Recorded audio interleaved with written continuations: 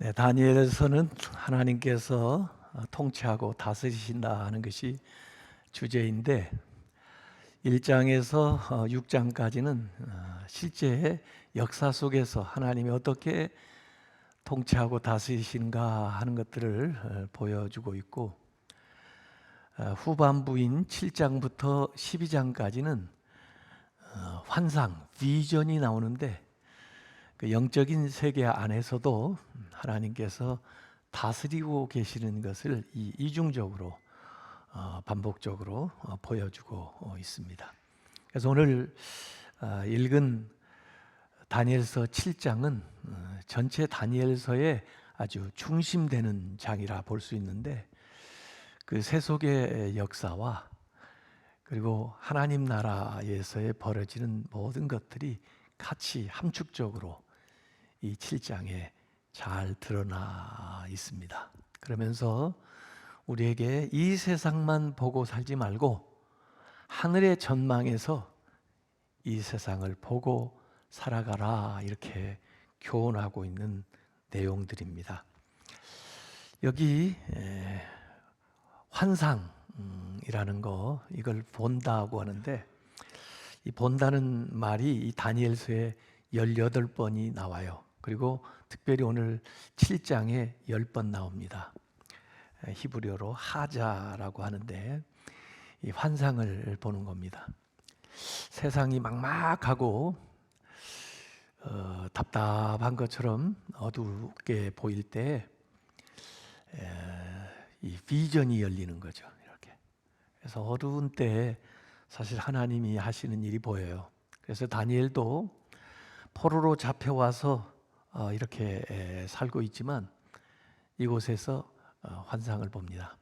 그래서 오늘 7장부터 12장까지 4개의 환상이 연속적으로 나와 있어요. 그런데 사실 그 환상의 내용도 거의 같은 내용을 반복적으로 우리에게 상기시켜주고 또 강조해서 보여주고 있는 거죠. 다니엘이 환상을 포르기에 본 것처럼 신약에 오면 묵시문학이라고 하는 그 요한계시록도 요한이 복음을 전하다가 그 밤모섬에 유배되어 가 있을 때 사방이 막혀 있는 것 같았지만은 하늘 문이 열리면서 보게 되는 그 비전을 적어 놓은 것이 요한계시록입니다. 그래서 이 다니엘서는 예언서이면서도 묵시문학적인 요소를 지금 담고 있고, 또 그러면서도 다니엘은 대단한 지혜자입니다. 그래서 이 예언문학하고 지혜문학하고 이 묵시문학이 같이 연결되어서 이 다니엘서에 나타난다고 보는 건데, 참된 지혜는 어디에서 오는가? 비전에서 온다. 이 세상만 보는 것이 아니고 하늘의 비전으로 세상을 볼 수 있을 때, 그때 진짜 지혜로운 사람이 된다. 그래서 세상에 어떤 학문적으로 공부를 많이 하셔서 지혜로운 지식을 많이 쌓은 사람보다도 영안이 열린 이 세상뿐 아니라 영적인 세계를 들여다보면서 이 세계를 볼 수 있는 눈을 가지고 있는 믿는 사람들이 정말 세상에서도 지혜로운 사람들이다 하는 것을 우리가 알 수가 있습니다. 이 어려운 시기에 비전을 보여주는데요, 우리로 하여금 낭망하지 말고 담대하게 살아가라고 하는 그런 격려의 메시지입니다. 결말을 알면 오늘 모르는 상황 속에서도 우리가 담대할 수가 있어요. 그래서 요한계시록이라든지 이 다니엘의 묵시는 믿는 사람들에게는 두려움의 책이 아닙니다. 확신의 메시지를 가져다 주는 거고, 오히려 이 어려운 시기를 담대하게 살아갈 수 있는 관점을 우리에게 열어주는 거죠. 제가 중앙교회에 오기 전에는 어느 교회 섬기면서 그 교회에서는 주일 오전 예배만 드렸는데, 주일 오전 예배를 드리고 나면 모두 다 교회에서 옷을 갈아입고 이 북한산에 자연 신방을 갔습니다.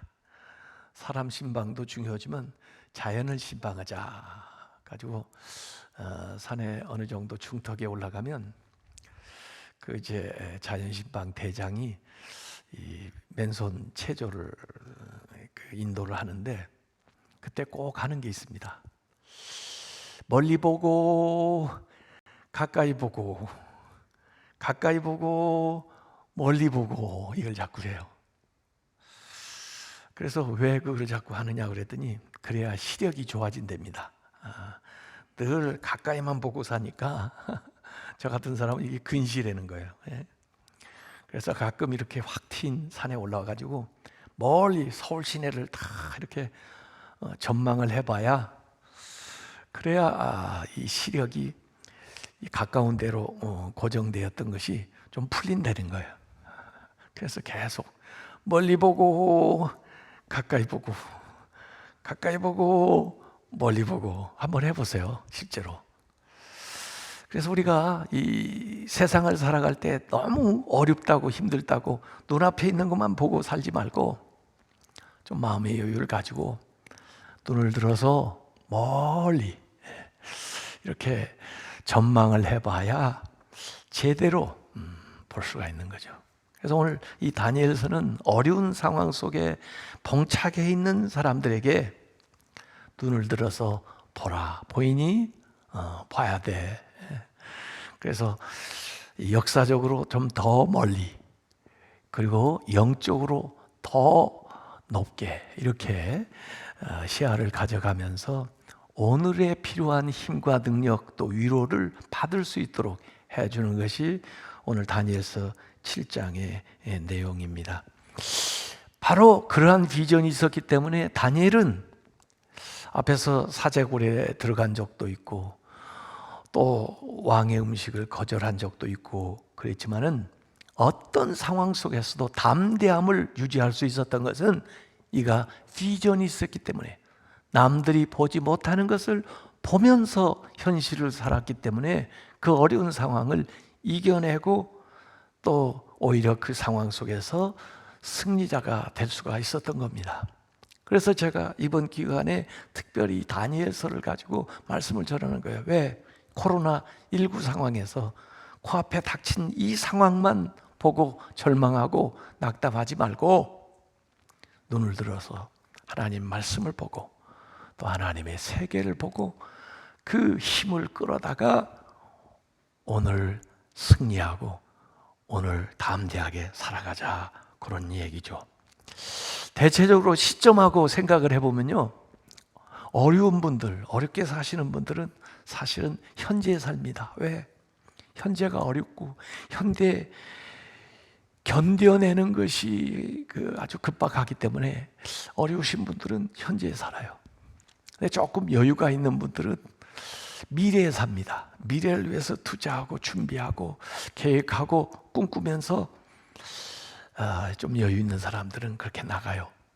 그런데 실제로 뭔가 이룬 사람들, 풍족한 사람들은 어떻게 사나 하고 봤더니 과거에 살더라고요. 옛날을 추억하면서 또 지내온 시간들을 생각하면서 살아요. 여러분은 어디에다가 마음을 두고 사세요? 근데 사실은 믿는 사람들은 영원의 관점을 두고 사는니다. 이 영원에는 이게 다 들어가 있어요. 영원의 관점에서 오늘 현재를 보고 앞으로를 전망하면서 또 지난 모든 것들을 하나님 앞에 잘 결산하고 회개하고 정리하면서 날아가는 사람들이 이 믿는 사람들이에요. 그래서 이 관점에 따라서 그 사람이 어떤 사람인가 하는 것을 알 수가 있는 거죠. 요사이 우리가 모이지를 못하니까 교회 안에서 또 이 목사님들이 저한테도 자꾸 그런 요구를 하시는데 아니 좀 이 신앙의 자유를 주장을 해야지 또 나라가 왜 이렇게 우리를 못 모이게 하느냐, 좀 세상 사람들은 이해를 못해도 나가서 좀 투쟁을 해야 된다 그런 사람도 있어요. 오늘 우리가 이게 현실이죠. 믿는 사람들의 오늘 현실인데, 우리의 미래는 누구예요? 우리의 교회의 미래는 누구냐고요? 우리 교회의 미래는요, 믿지 않는 사람들입니다. 교회 밖에 있는 사람들입니다. 그들이 우리의 미래입니다.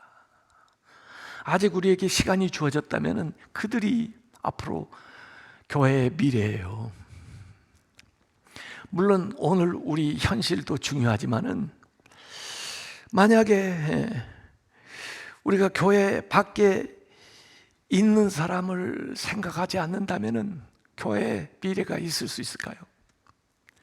교인들은 결국 돌아올 거예요. 코로나19 상황 속에서 올 수 있는 분도 오고, 또 언젠가는 다시 교인들은 돌아올 겁니다. 그러나 교회 밖에 있는 사람들이 영영 돌아오지 못한다면은 어떻게 되겠어요? 우리가 신앙생활을 하는 것이 무슨 의미가 있습니까? 그래서 전체 그림에서 볼 수 있어야 된다는 거예요. 더구나 영혼의 관점에서 볼 수 있어야 소망도 생기고 능력도 생기고 치유도 받을 수가 있어요. 우리가 보고 있는 것은 일부에 불과합니다. 역사적으로도 보고 나라적으로도 보고 개인사적으로 봐도 일부에 불과해요. 하나님의 영혼에 비하면 내 개인의 이야기는 한 점에 불과할지도 몰라요. 그런데도 불구하고 내 이야기만 가지고는 내 이야기가 해석이 안 돼요. 왜? 내가 어디서 왔으며 어디로 가는지를 못하고 내가 무엇하기 위해서 사는지를 모르는데 내 이야기를 어떻게 내가 해석을 합니까? 내가 모르는 과거의 얘기와 내가 모르는 앞으로의 얘기와 내가 모르는 그 이면의 이야기가 성경에 있어요.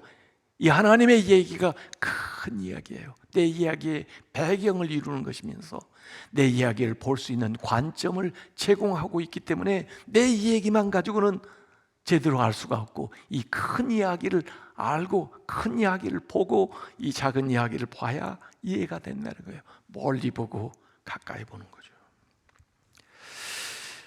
이 세상은 지나가는 세상입니다. 아무리 대단한 나라들도 흥망성쇠를 반복합니다. 한시적인 나라고 한시적인 권력이에요. 그러나 하나님의 나라는 영원한 나라입니다. 변함없는 나라입니다. 하나님의 주권은 영원히 계속되는 하나님의 주권이에요.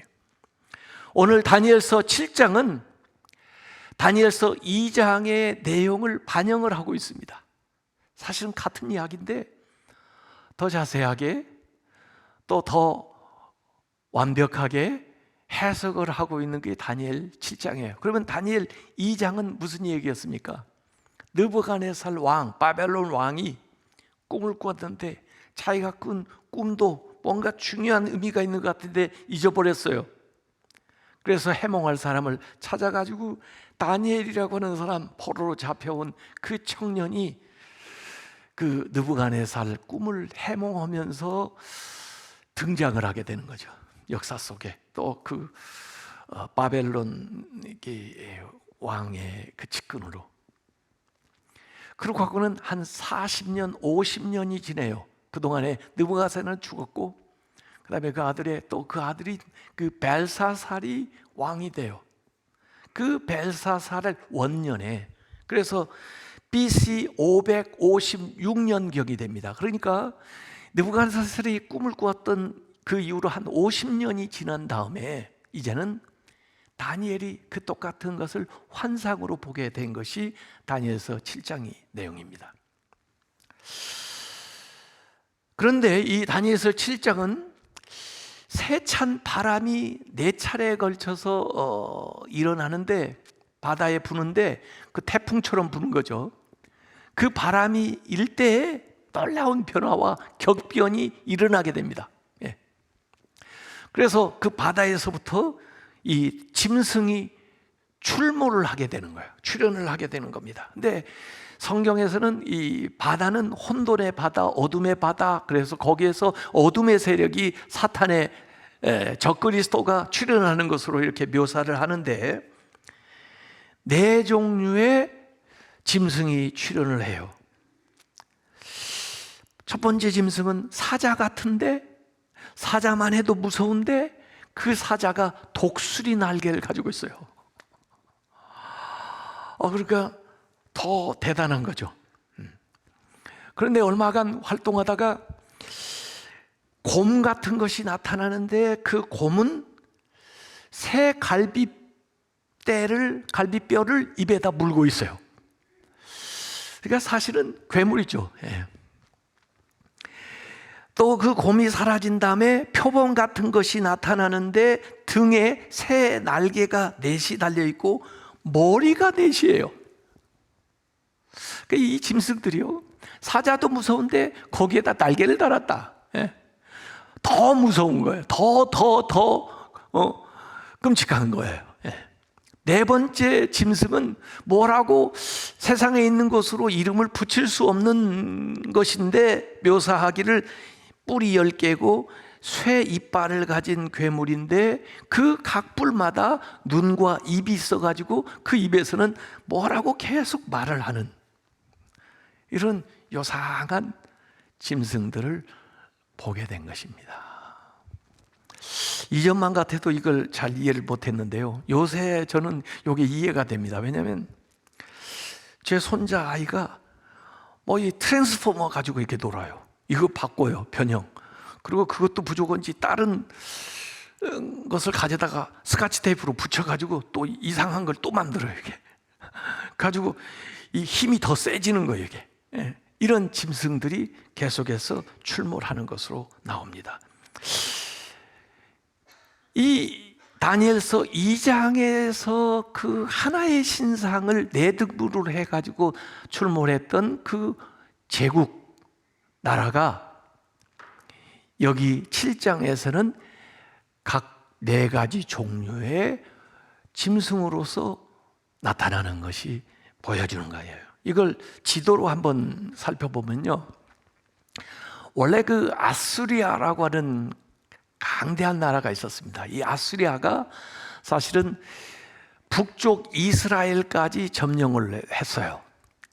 그때 남쪽 유다까지 내려오려고 했는데 다행히 남쪽 유다는 잘 막아냈어요, 아수리아를. 그런데 아수리아 이후에 신바벨로니아가 일어났습니다. 이 바벨론이라고 부르는 신바벨로니아가 일어나가지고 아수리아를 멸망시키고 이번에는 남쪽 유다까지 점령을 해서 그 예루살렘 성전을 부시고 거기에 사람들을 포로로 잡아갔을 때 이제 다니엘이 이전에 물론 이 바벨론으로 잡혀갔지만은 그때 1차, 2차, 3차 이렇게 끌려간 포로들이 있었어요. 그래서 바벨론이 쭉 다스리고 있었습니다. 그게 느부갓네살 왕이고 벨사살 왕이고. 그래서 사실 다니엘서 7장에 다니엘이 환상을 보는 시점만 해도 벨사살 왕이니까 이게 현재예요.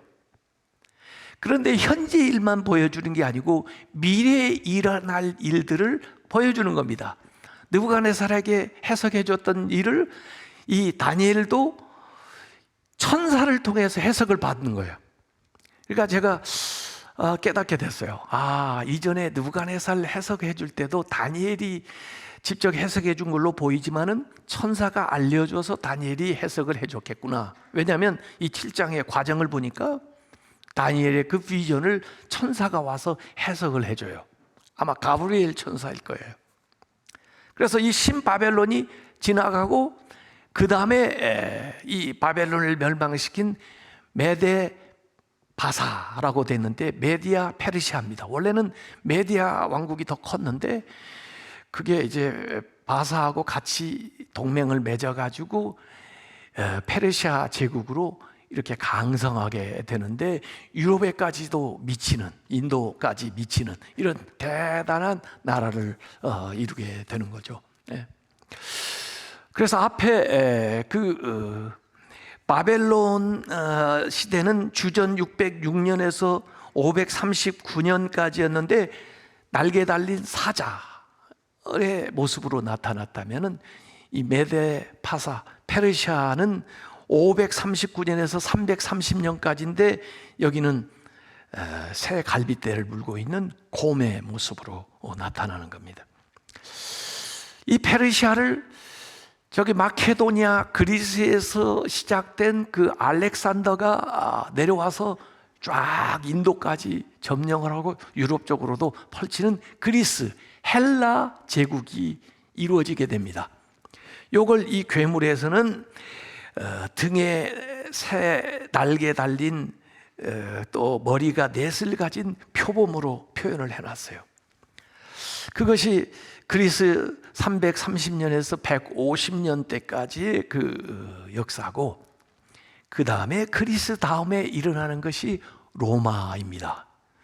이건 괴물로 표현이 되어 있는데 주전 150년에서 주후 500년까지 유럽과 아프리카와 아시아를 다스리던 이 로마가 일어나는 거죠.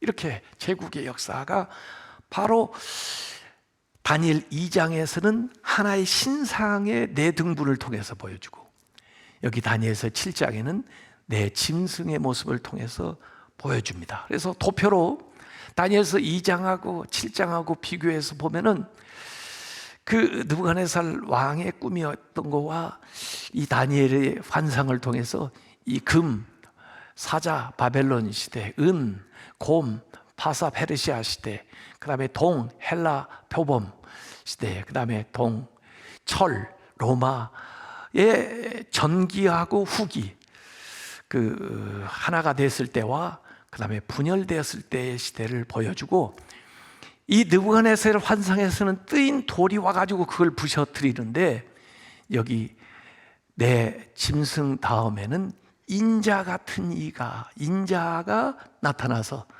그 모든 것들을 심판하는 모습으로 나와 있는 거죠. 그래서 오늘 다니엘서 7장의 내용은 굉장히 간단해요. 조직적으로 되어 있어요. 28절까지 되어 있는데요, 28절 중에 반절 14절까지는 환상이 나와 있고, 15절부터 마지막 반절은 해석이 나와서 천사가 와서 해석해 주는 게 나와요. 자, 그럼 반복적으로 나오는 거니까 해석도, 앞에 14절까지 나오는 환상도 사실은 두 개의 환상이 겹쳐 있습니다.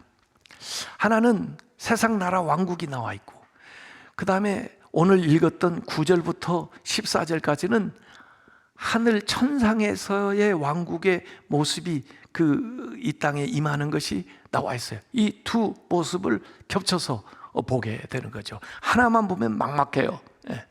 근데 이 다니엘이 그 두 번째 것까지 같이 보면서 이 세상을 제대로 보는 시각이 나와 있어요. 그래서 하늘나라의 전망에서 이 시대의 세상을 보라 하는 것이 그대로 실현되어 나오는데, 이 다니엘서 7장의 내용이 요한계시록에 가면 13장에 비슷하게 반복되어 있어요. 요한이 본 환상하고 비교해 보면은 요한계시록 13장 1, 2절에 이렇게 나옵니다. 내가 본다고 그랬죠?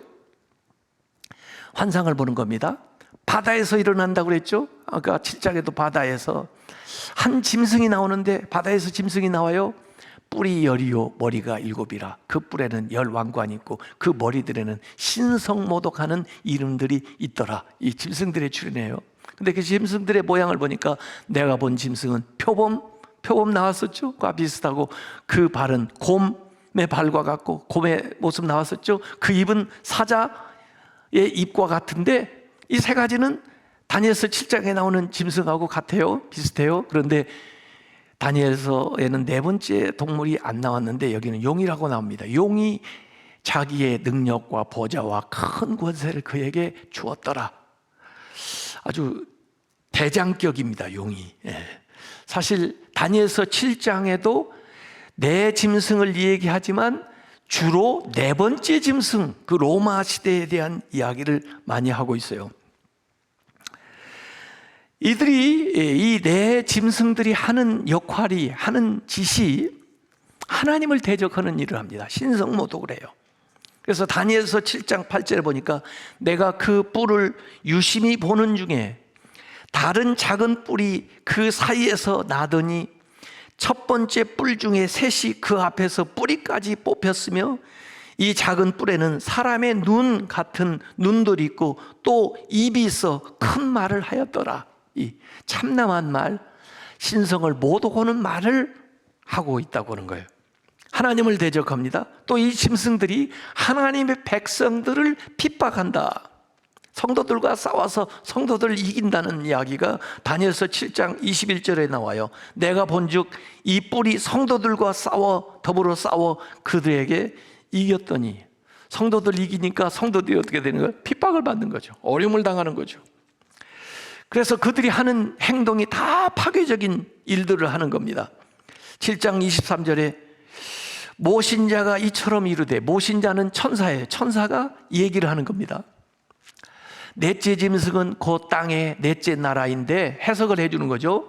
이는 다른 나라들과 달라서 온 천하를 삼키고 밟아 부서뜨릴 것이며, 하면서 그들의 파괴적인 일들을 얘기하면서 다시 그들의 이 짐승들의 하는 일을 요약해가지고 25절에 이야기를 해줍니다. 그가 장차 지극히 높은 이를 말로 대적하며, 하나님을 대적하는 거예요.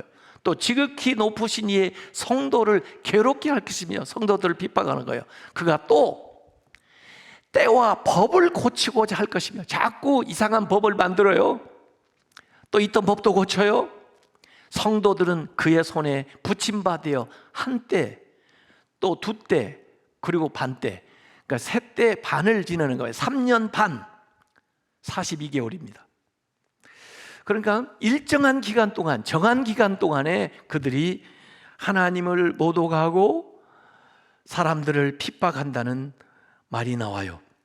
다만 그게 한시적이다 하는 것이 우리한테 그래도 한계가 있다는 것이 소망이죠. 아까 요한계시록 13장을 읽었습니다만 13장 5절에도 이런 병행 구절이 나옵니다. 또 짐승이 과장되고 신성모독을 말하는 입을 받고 또 얼마 동안요?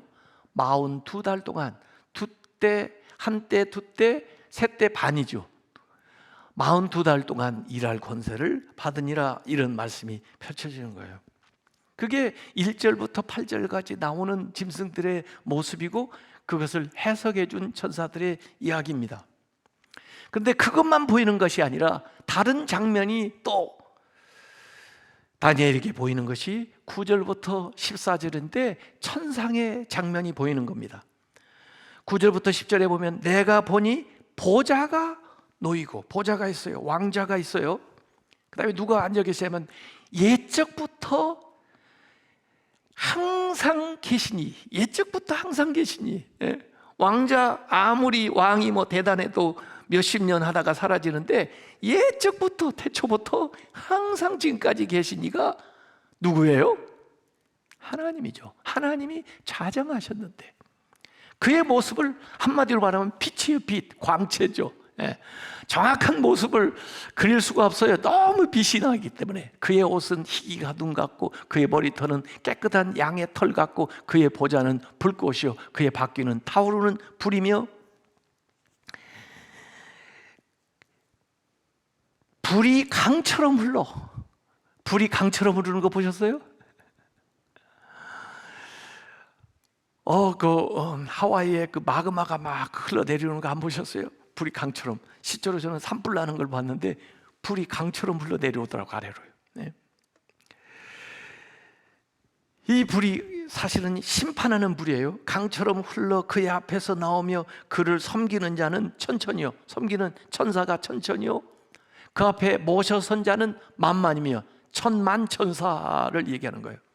그런데 심판을 베푸는데 책들이 펴 놓였더라. 책을 펴놓고 그 심판, 그 말씀에 따라서 또 그 생명의 책에 기록된 것을 따라서 심판을 한다는 이야기가 나와 있는 거예요. 그래서 하나님의 모습을 그가 환상 중에 보는데 광채죠. 그리고 불이죠. 근데 그 광채는 놀라운 지혜, 아주 온전한 의로움,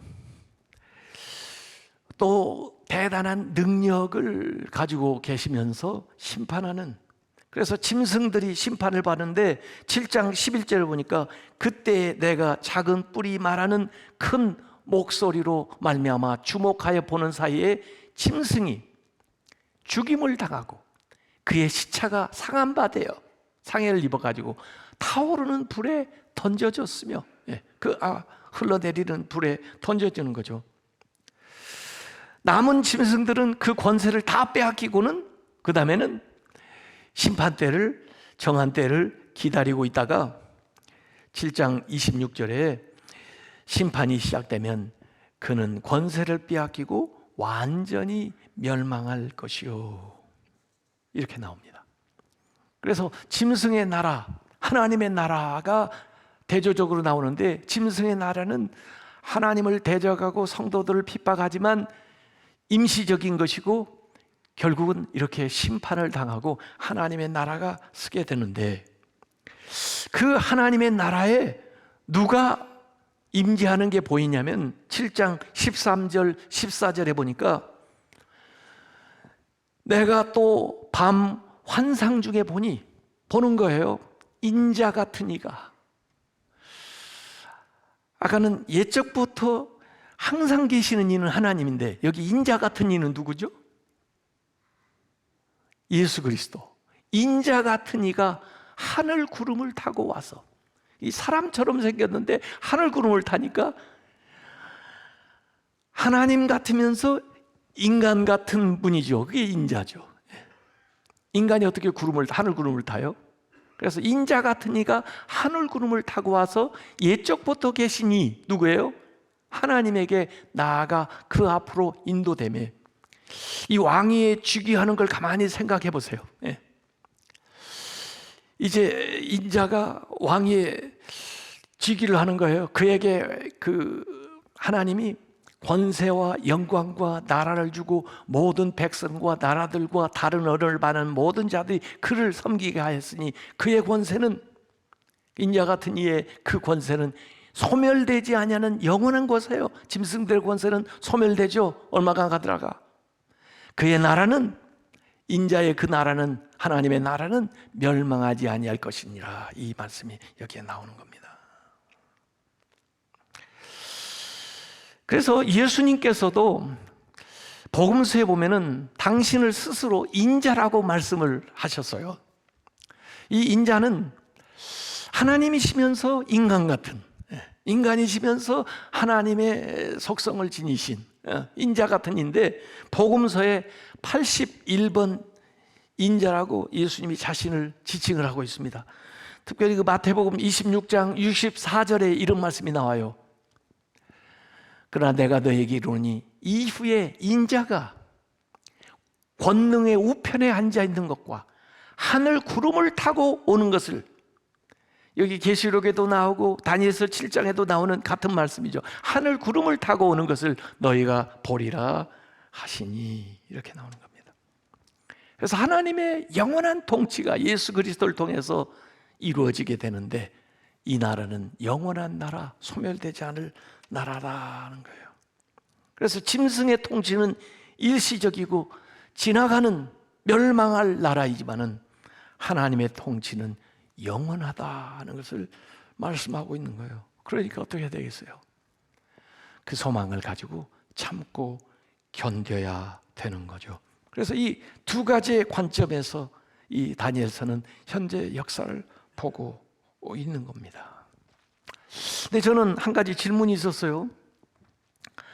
자, 그렇게 아수리아에서 신바벨로니아, 그리고 무슨 페르시아, 그리고 헬라, 그리고 로마로 이렇게 몇백 년 상간에 지나가는 걸 짐승화라고 표현했다면은, 메시아가 로마 때 시대에 오신 건 맞는데 과연 이 다니엘서에 얘기하는 모든 것들이 예수님의 초림에 관한 것이냐, 그렇지 않으면 재림까지 말하는 것이냐, 이걸 다 포괄하는 거죠. 초림과 재림, 어떻게 거의 지금 현재만 해도 2000년이 지나고 있는데 어떻게 이걸 두 개를 포괄하고 있는가? 우리의 관점에서 보면 굉장히 길어 보여요. 그런데 사실은 예수님이 오실 때부터 종말이에요. 종말이, 왜? 예수님이 하나님 나라이고 예수님 안에서 우리가 하나님 나라를 소유하기 때문에 그때부터 종말인데, 이게 어떻게 초림과 재림이 한 가지로 표현이 될 수 있을까? 제가 네팔에 가가지고 히말라야 산을 조망을 할 수 있는 기회가 있었는데, 사실 히말라야 산 앞에서 딱 본다면 거대한 하나의 산봉우리만 보이고 다른 것들이 안 보일 거예요. 근데 멀리서 조망을 하니까 그 봉우리 몇 개가 겹쳐서 보여요. 마치 붙어 있는 것처럼 보인다고요. 근데 사실은 가보면 이 두 산 사이에 몇십 킬로가 떨어져 있는 산이에요. 근데 멀리서 보면 겹쳐서 두 개가 같은 산처럼 또는 가까운 산처럼 이렇게 보이는 거죠. 그래서 예수님의 초림과 재림이 그렇게 보이는 겁니다. 다만 이 모든 것들이 우리에게 위로를 주는 거예요. 또 우리에게 소망을 가져다 주는 거예요. 그리고 오늘 현실 세계를 살아가는 우리에게 그 더 널리 볼 수 있는 안목을 가져다 주는 거죠. 그래서 오늘 이 현실 속에서 어려움을 당하는 우리를 위로하고, 하나님이 역사를 주관하고 계시기 때문에 하나님의 때에 하나님의 방법으로 이 모든 것을 진행하신다고 하는 것을 느부갓네살을 통해서 가르쳐 줬던 것을 거의 한 50년을 지난 다음에 다시 다니엘에게 자기가 해석했던 말씀을 재차 또 천사를 통해서 보여주시고, 또 그것을 더 축소해서 거듭해서 가르쳐 주는 것이 다니엘서의 환상의 내용들입니다. 그래서 오늘 7장만 제대로 깨달았어도 전체를 다 이해할 수 있는 안목을 얻게 되는 거죠. 하나님의 은혜가 우리 성도들과 함께 하시길 바랍니다. 이 코로나 시기에도 주님께 소망을 두고 더 넓은 전망을 가지고 더 깊이 숨을 쉬면서 오늘 당한 모든 일들을 넉넉히 견뎌내고 감당해 나가는 성도들이 다 되시기를 주님의 이름으로 축원합니다. 기도하겠습니다. 아버지 하나님, 근 1년을 진행하면서 저희들이 이 코로나가 언제까지 계속될 것처럼 마음에 때로는 불안한 것과 답답한 것, 힘든 것들을 가져오지만 눈을 들어서 하나님의 안목에서 이것을 보고 다시금 저희들이 위로를 받고 힘을 얻을 수 있도록 인도하여 주시옵소서. 이 일을 통해서 오히려 너희들이 더 정금처럼 나올 수 있게 해주시고, 또 하나님의 사람으로 복된 삶, 위대한 삶, 승리하는 삶, 담대한 삶 살아갈 수 있도록 역사하여 주시옵소서. 예수님의 이름으로 기도하옵나이다. 아멘.